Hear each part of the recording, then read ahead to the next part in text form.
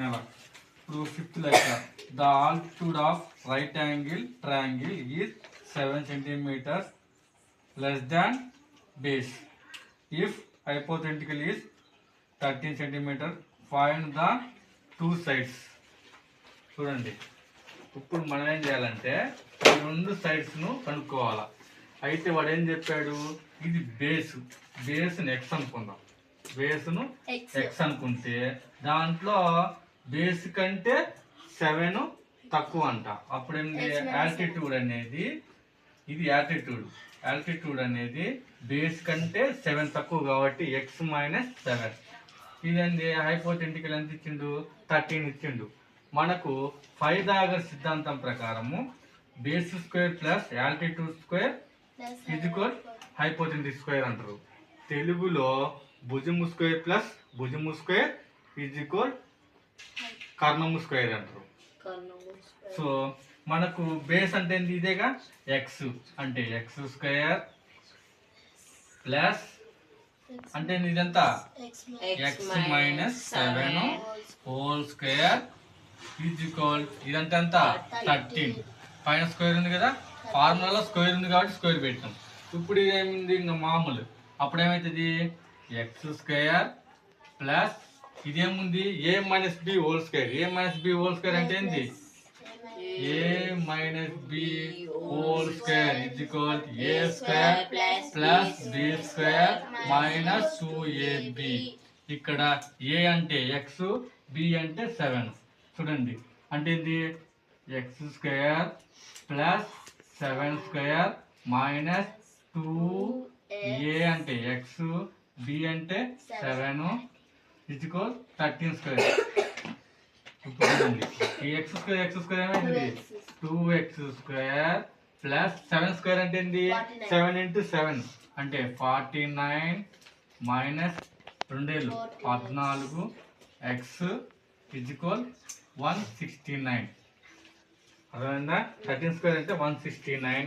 ఇప్పుడు చూడండి, 2x square plus ఇది రాసుకున్నాం 14x plus 49 minus 69 equal to 0.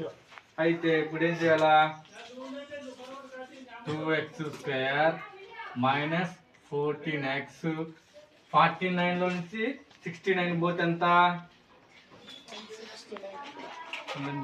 120 plus minus 120 equal to 0. దీంట్లో ఏం కామన్ తీయచ్చు అంటే 2 కామన్ తీస్తాం. ఎంత ఇస్తాం, 2 కామన్ తీస్తే X square minus 7x minus 60 అంతేనా. అర్థమైందా, మైనస్ 60. ఇది 2 ఒకరు పోతే 0 అవుతుంది. అప్పుడు ఏమవుతుంది, x square minus 7x minus 60 equal to 0. ఇప్పుడు మనం ఏం చేయాలా, 60ని ఫ్యాక్టరైజేషన్ చేస్తే అంటే ఎంత, 12 5 60. 12లో నుంచి 5 పోతే 7. అంటే ఇదే ఉపయోగించుకోవచ్చు కదా.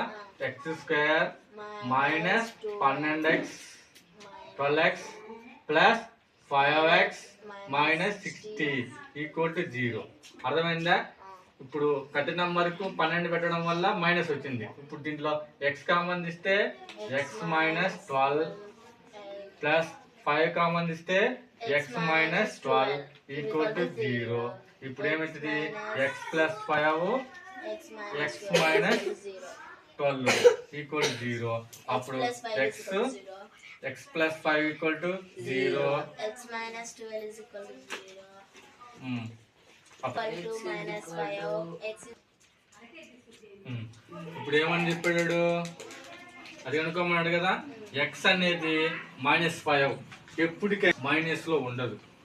అర్థమైందా. సో ఇది కాదు, నెగిటివ్ లో ఉండకూడదు కాబట్టి ఇది కాదు. అప్పుడు ఇది ఏమవుతుంది, 12 అవుతుంది. 12 అనేది ఎక్స్ అనేది 12 అయితే అప్పుడు వాడు ఏమని చెప్పాడు, ఎక్స్ మైనస్ 7 అన్నాడు. అంటే 12 మైనస్ 7 అంటే ఎంత, 5 అయినా. ఇది 12,5 ఇది 12 అయితే ఇది 5 అవుతుంది. ఇది complete. A cottage industry produce a certain number of పొట్టిది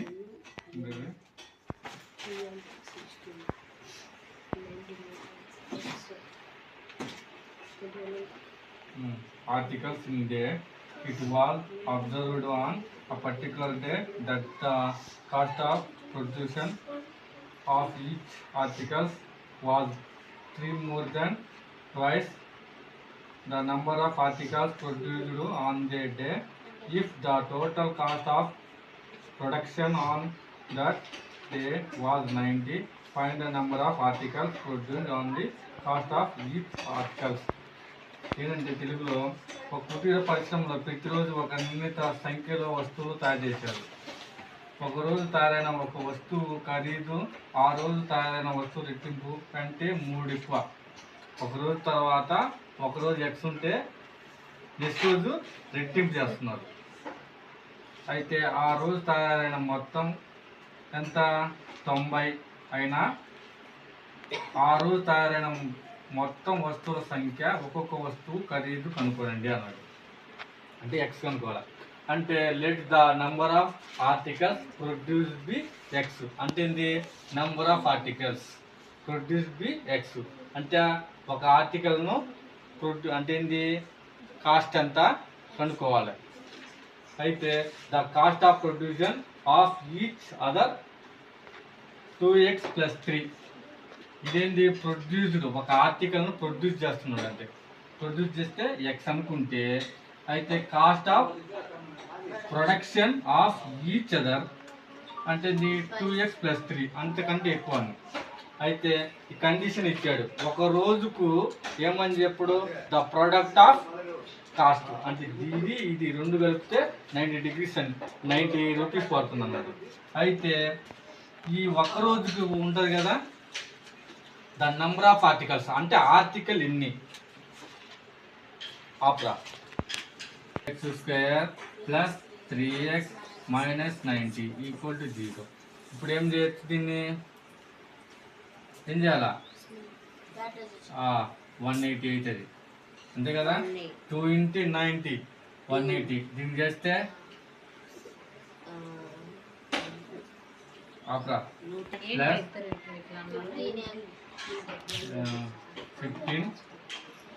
15x పెడితే ఇక్కడ కామన్ 15x - 12x - 90 = 0.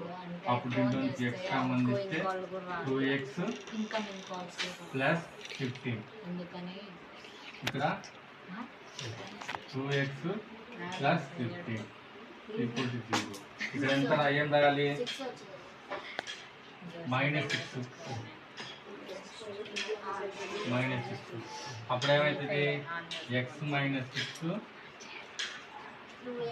2x + 15 = 0. అప్పుడు ఏమవుతుంది? x - 6 = 0 2x + 15 = 0. అప్పుడు x = 6 x = -15/6. ఏంటంటే ఇప్పుడు నెంబర్ ఆఫ్ కాస్ట్ ఎప్పటికైనా నెగిటివ్లో ఉండదు. కాస్ట్ ఎప్పటికైనా నెగిటివ్లో ఉంటుందా? ఉండదు. కాబట్టి ఆన్సర్ 6 అవుతుంది. ఎక్స్ 6 అయితే ఇదేమవుతుంది? Number of cost of production of each other అన్నారు కదా. అప్పుడు ఏమవుతుంది? Cost of production of each other అన్నారు కదా. అప్పుడు ఏమైంది? 2x + 3 కదా. 2x అంటే 6 + 3 అంటే ఎంత?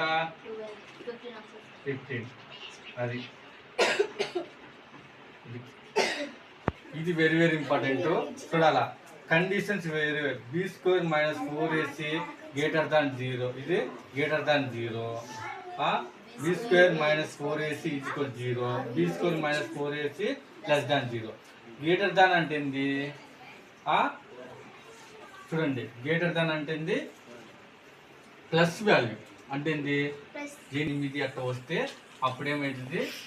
2 డిస్టింక్ట్ రియల్ రూట్స్ వస్తాయి. ఒకవేళ ఆన్సర్ 0 వస్తే 2 ఈక్వల్ రియల్ రూట్స్ వస్తుంది. ఒకవేళ నెగిటివ్ వాల్యూస్ వస్తే నో రియల్ రూట్స్ వస్తాయి, అంటే రూట్స్ వస్తాయి రావా చూడండి. ఫర్ ఎగ్జాంపుల్ ఇప్పుడు ఇది వచ్చింది కదా, దీంట్లో కనుక్కోవాలంటే ముందు ఏం చేయాలా, ఏబిసి వాల్యూ కనుక్కోవాలా. ఏ వాల్యూ అంటే ఏంటిది, ఎక్స్ యొక్క కోఎఫిషియంట్ 2, బి వాల్యూ అంతేంది -3, సి వాల్యూ అంతేంది 5. ఇప్పుడు ఏంది ఈ కండిషన్ వేయాలా, b² - 4ac. అప్పుడు బి వాల్యూ ఎంత -3 కదా, -3² -4, ఏ అంటే ఎంత 2, సి అంటే ఎంత 5. చూడండి 9 - 4 8, 8 8 40 అంత 8 40 అంటే ఎంత -31 అంతేనా. 3² అంటే 9 -8 -40 -31 అంటే ఏంటి, ఇది -0 అంటే ఏమొస్తుంది, 2 డిస్టెంట్ రియల్ రూట్స్ వస్తుంది, అంతే కదా. 2 డిస్టెంట్ రియల్ రూట్స్ వస్తుంది. ఇప్పుడు అదే విధంగా దీన్ని చేద్దాం. ఇప్పుడు ఏం చేయాలంటే రియల్ రూట్స్కి మళ్ళీ ఇప్పుడు ఈ లెక్క చేయాలి. అప్పుడు ఏమవుతుంది, ఇలా చేస్తే ఏమవుతుంది, 2x² - 3x + 5 = 0 అయితే ఇప్పుడు ఏమవుతుంది 10. ఇంకేముంది 2 10 అంతే కదా. అప్పుడు ఏమైంది 2x² - 5x + 2x + 5 = 0. అప్పుడు దీంట్లో నుంచి ఏం కామన్ తీయాలి, x కామన్ తీస్తే 2x - 5, ఇక్కడ ప్లస్ -1 కామన్ తీస్తే 2x - 5 = 0 అంతే కదా. ఆపరా.